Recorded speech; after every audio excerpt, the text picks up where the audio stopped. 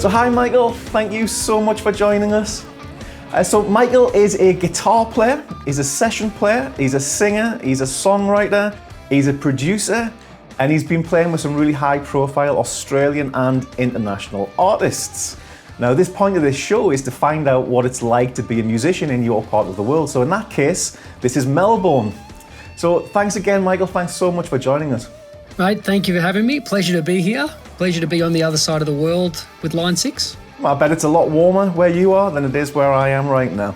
No, we're actually in the La Nina at the moment. We've got the 3 consecutive years of record rainfall, so it's anything but warm. It's flooding and cold. I bet it's not that cold. I bet it's only cold by Australian standards. It's good for making rock and roll music. It's cold enough for that.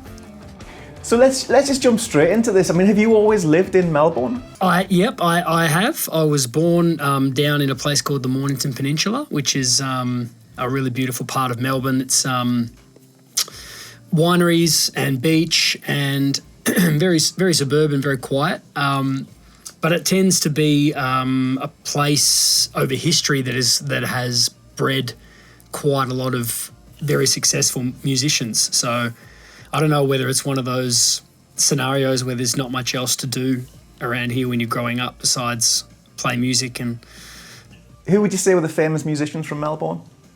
Well, famous for us, maybe not famous for you guys over there, but there was a band called Something for Kate, which was quite a big Australian band in the sort of 2000s. And they were from Mornington. There's a band called Kiss Chasey, which were a big sort of punk pop band in Australia around about the same era, 2000s. So let's get back to your path starting as being a musician. Like, what was the thing that made you want to be a musician or want to be a guitar player? Well, I grew up with my parents running a church, which they still do 40 years later. And that church was really musical, still is really musical. So they're big into theatre and my mum actually runs through that church a really big independent theatre company, which they run. They do sort of a couple of shows a year. It gets the community involved, which is she loves. But yeah, they always had a passion for music. Ever since I was a kid, Mum played piano in the church. What sort of music were you listening to then? But now back in the day, I was listening to, my mum just had James Taylor, Glenn Campbell, Al Green, those sort of bands. She was a very 70s child. So, but the people that were sort of drawn to the church, the musicians were local session musicians. So, and I remember from a really young age looking at them thinking how cool they were and sort of seeing the mastery they had over their instrument and how, they could sort of make or break a performance, not by being the star, but by being sort of the hired gun, I guess. And it's always intrigued me. And not only musicians, but like rehearsals, performances, dress rehearsals, sound checks. I imagine your parents were delighted when you got involved in music and wanted a guitar or piano when you started. Yeah, I mean, Mum put me into piano really, really early. It was my first instrument, and I got as far as I could in piano. I think I got to grade 8 classical, and I got to the point where my teacher was like, if you want to go to one more level, you're going to have to learn to read music. And I still can't sight read. I can read music, but I can't sight read. So what was your first guitar that you bought? First guitar that I played was my dad's 70s Yamaha. I don't know where it is. He doesn't have it, and I can't be certain, but I think from the way he describes it, it was like original red label, one of those really cool 70s Yamahas. Yeah. The first one I owned was a Steve Morse Music Man. So that's pretty impressive as a first guitar. I think maybe before that I had like a Cort or something that I picked up around, but the first guitar I remember being bought for me and saying, "This is your guitar." It was that guitar. So, but I think once Mum and Dad saw that I was in deep into it, and they thought, this isn't a passing fad. I never had a Nintendo or any bikes or anything, that kind of thing. It was just guitars for me. So. And were you playing in the church quite quickly? So were you almost working quite quickly? Yeah, I was playing from when I was really young, but I mean that really spawned into me sort of forming school bands and that kind of. It's a real cliched story of a kid growing up in a church, really. So that probably brings us quite nicely onto what you're doing now. And obviously when I was introduced to you, I had to go back through YouTube and just to do a little bit of research on this. And obviously you were on The Voice in Australia. So how did you get involved in that? Was that? That was probably the end of my solo career. I was signed to Sony when I was 18. And I lived overseas in Europe and America for about 3 or 4 years. I made a couple of albums. And then just I had one song that did pretty well here. It was in the top 10 here and did really well for about 18 months. And then, the career sort of dwindled, I guess. It just sort of wasn't working out the way I was wanting it to. I was signed for about 7, 8 years, and there was a lot of time and money put into it. Recorded an album at Sound City before that was shut down, which was really cool. With a producer called Matt Waller. So lots of cool things. And then The Voice was like, I had an album that I wanted to release, so it was a really cool way to be able to facilitate the release of that album. And then after The Voice, it was like a nice closing chapter of my solo career and sort of career as a producer, songwriter and session guy really started. It was sort of like the closing of one door and the opening of another.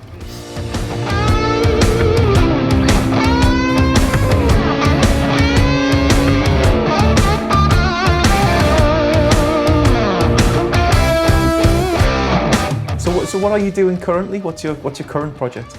My full-time job at the moment is I run a songwriting production duo called MSquared, and we have been doing that since 2011. We started, and it just started organically as I was doing my thing. I had people that said, "Oh, would you produce my stuff?" And we just sort of started doing that in the spare time, and then by 2013 it was full-time. 2012 it was full-time, I think, and we've been full-time ever since.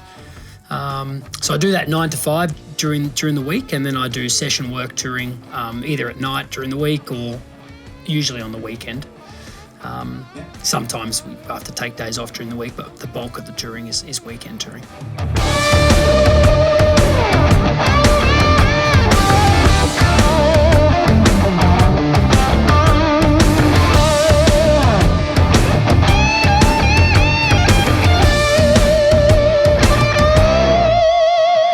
So your journey with Line 6, when did that start? What was your first Line 6 product?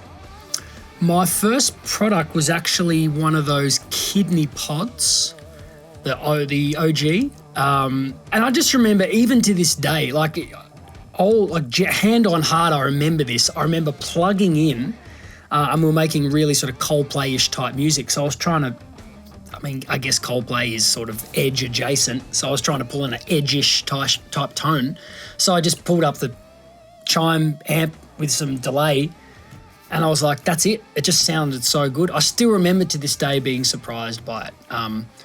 And then I think I came around again about 2012. 2011, I got a pod HD 500, I think. And just used that exclusively on all the gigs back when no one was using modeling. It was just... So that's quite a long journey, because obviously you're now using Helix. Yep. As well. So then that's kind of... So do you want to just tell us a little bit about your Helix setup and what you're using currently with that? Yeah, I have a Helix. I have the Stomp XL, and I have the HXFX, and I use them all for different purposes. I use the HXFX for one of the bands I do. I'm a backing singer, and I play acoustic guitar in that band. So I run the HXFX just for some general EQ and a bit of compression on the acoustic, and a bit of like a preamp, just so when it gets to the mixer, it's got a little bit of sauce. I also use it for solo gigs as a looper, so like weddings or just sort of covers in a pub. I use the Stomp XL for fly-in, fly-out gigs where it's very small. I can put it in my backpack and not have to, fly my Helix, my Pelican case. And I also run a Helix, the big boy, which I think was the first Helix in Australia. Right, and then what are you running that into? How are you powering that for on stage? So I send just a fully processed signal to the front of house engineer, and now I've also, for some of the bigger gigs, I've moved to a pair of Catalyst 212s, Line 6 Catalysts. And I find them just really great and very flat. I just go into the effects loop of those into the power amp. That's pretty cool because Catalyst's not a massively expensive amp. No, it's not. To be doing big gigs like that, and it's so loud. Like they are so loud. Like I've got one on the 100 watt setting and it can double to 200 watts and it's on 1.5. And for weddings or for smaller gigs, I have a 112 power cap that I use. And I just use that as FRFR. And I find that incredible. It is so light. You know, I'm not going to be hulking 2 catalysts in road cases to every gig. So the fact that I can have my Helix in one hand, my power cab in the other, and my guitar on the back and in and out in one carry is fantastic. Let's talk a little bit now about Melbourne. You know, what are the cool venues and what are the cool places to play? Like if for anybody watching this, including myself, who visits Melbourne, like where should we go to? Oh man, I mean the good thing about here is that almost any venue that you go into is going to have live music on a Thursday to Sunday night. Sometimes it's a DJ with a singer or a saxophone player, like that sort of the industry's headed there, I think, in general. A lot of the time it's like a duo, a trio, or like a solo acoustic player in the corner playing covers, or the bigger gigs you'll find a band. So it's always been a part of Melbourne culture. I think bands like AC/DC and Cold Chisel and those sort of bands have all sort of come out of that sort of culture in Melbourne and Sydney, that pub culture scene. And that remains to this day. But if you wanted to go see like solo original artists, you'd probably, you've got everywhere from big venues like the Forum in the city, which is a really, really cool venue. You've got a sort of a smaller venue called the Corner Hotel, which is just around the corner from the MCG. And I think that holds about 800 people. There's a really famous bar called the Espy, which is like, I think it might be heritage listed, that facade of that building now. It's that old. I guess if you're a local smaller band, you've got the Tote, you've got the Northcote Social Club, you've got the Evelyn, you've got Prince Band Room, if that's still around. There's a million. Like, honestly, there's so many. And then in terms of guitar stores, like if in Melbourne, like what's your favourite guitar store? My favourite one is a one called Coleman's Music, which is they have a shop in a place called Lynbrook, and they've got one in the city, and it's family run. Just wonderful people. I've sort of known them since I was really little. They've been big supporters of me, it really reminds me of like Guitar Center in LA. It's got that really big, grandiose interior, very high ceilings. They've done incredible work sort of designing the interior of that place. It's sort of the place where, you can always buy anything you want online, but if you want to go and try something, you might love the look of that guitar, but until you've had it in your hands and played it and seen, you don't really know. So it's a place that's always super well stocked. So I really enjoy going there for that. Tim and Michael and Ryan and Amber and the people down there, they're just 10 out of 10 humans. So I know we've done a lot of really cool Line 6 demos there over the years. They always set up a really cool little gig in the middle of the store, and they have chairs and stuff for people to come in, and they put on a really good night. So I know that they've got a really cool reputation down there for putting on good events.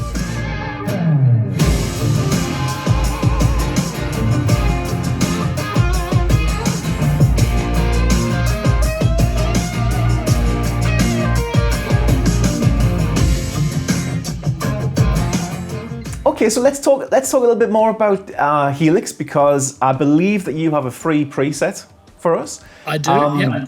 Cool. So do you want to talk us through that preset and what? Yeah. Well, I'm probably gonna give you two. Great. Just because it's fun. And one is I've been playing with a guy called Jimmy Barnes recently, who's a really iconic sort of Australian singer. Musician. He was the lead singer of Cold Chisel, still is, has an amazing solo career, and part of what he's done over his journey is he's made a really successful, famous soul record that he did in like 1992, I think. So he did a bunch of soul covers, and I think that today's his best-selling album. So we did a 40th anniversary tour of that recently. And so the first patch is the one I used on that tour, which is meant to cover everything from, I guess, James Burton to Steve Cropper, everything in between. You know, you've got your real classic soul, you've got big spring reverbs, you've got a really nice slap delay, couple of stages of gain, and yeah, just a really beautiful, clean, I don't want to use the word generic, but it's kind of a can-do everything tone, you know, and I've set up with, I've got some pedals that stage the gain. I've got like a pedal that triggers the amp to actually turn the amp gain up so it can be a little bit more naturally clean or naturally crunchy, if you like.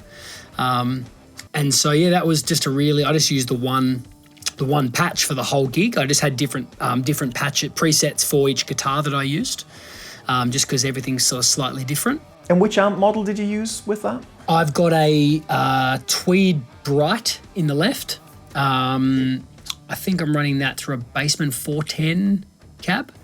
And I've just got an AC30 in the right. Pretty standard, you know, that sort of like the really square mid-range of the Tweed, which really has that really blocky, pronounced mid-range, and then you've got the really like spiky, scooped of the Vox. I just find they sort of do this. They really complement each other really well.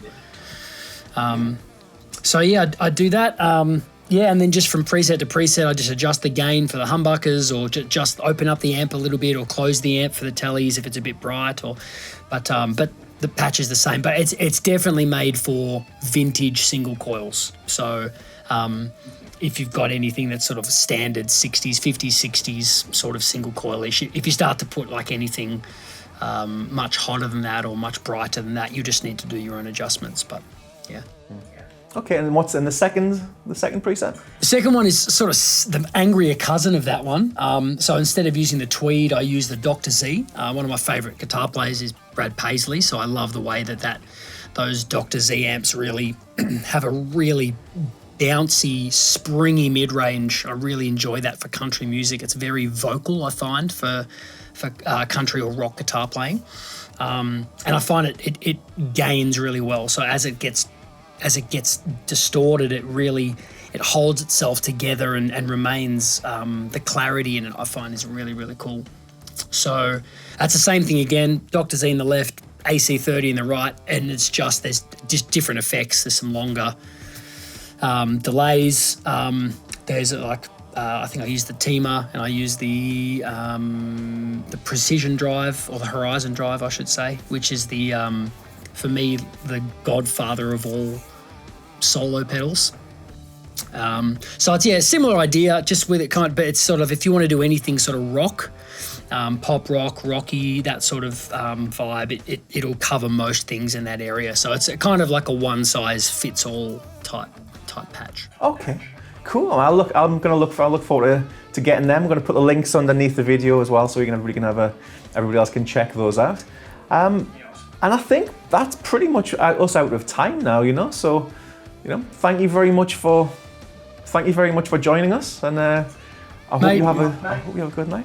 Thank you for having me. I really love what you guys make. I don't say this lightly, but I really think my job would be harder if it wasn't for your products and the support you guys have given me. So you make my job easier and more fun, and so. Yeah, it's a privilege. Cool, great. Well, that's very nice to hear. All right, mate. Well, I hope one day I get to come out there and see you, and you know, and possibly even over here when you're on one of the tours and things and that like. But it'll be absolutely, man. I think we'll be over there next year, so I'm going to have to try and get to where you are, so we can have a warm beer and talk about tone. It's no warm beer. We don't do warm beer. It's a myth. Nothing's warm. Nothing's warm. Right, that's great. Well, thank you very much, Michael. Really appreciate your time, man. Thanks, Paul. Have a good night, man. You Cheers. too, mate. Catch you later. Cheers.